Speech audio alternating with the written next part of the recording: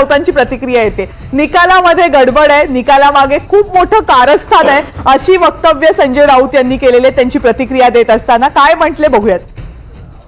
महाविकास आघाडीला दारुण पराभव हा शब्द मी अजूनही मानायला तयार नाही.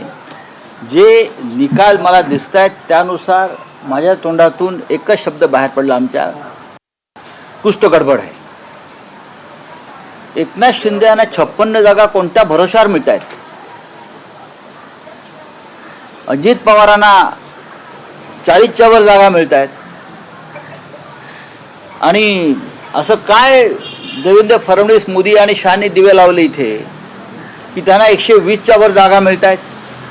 महाराष्ट्रातलं वातावरण आणि महाराष्ट्राचा कल ज्या पद्धतीनं होता, आम्ही फिरलोय, आम्ही ग्राउंडला होतो, जमिनीवर होतो. हा निकाल लोकशाहीचा कौल मानण्याची जी प्रथा परंपरा यापूर्वी आम्ही पाळलेली आहे, आम्ही पाळलेली आहे की लोकशाहीचा हा कौल आहे, आम्ही मानतो.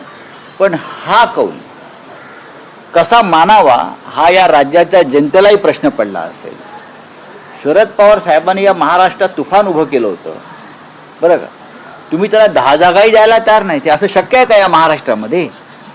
ही काय गडबड आहे हे आता सगळ्यांना कळेल. पण आम्ही हा निकाल जरी आला असला, हा निकाल जनतेचा कौल आहे असं मानायला आम्ही तयार नाही. हा निकाल जनतेचा कौल आहे असं मानायला तयार नाही, असं संजय राऊत यांचं म्हणणं आहे. निवडणूक आयोगाच्या एकूण कार्यपद्धतीवर आणि या निकालावर त्यांनी प्रश्नचिन्ह उपस्थित केलं.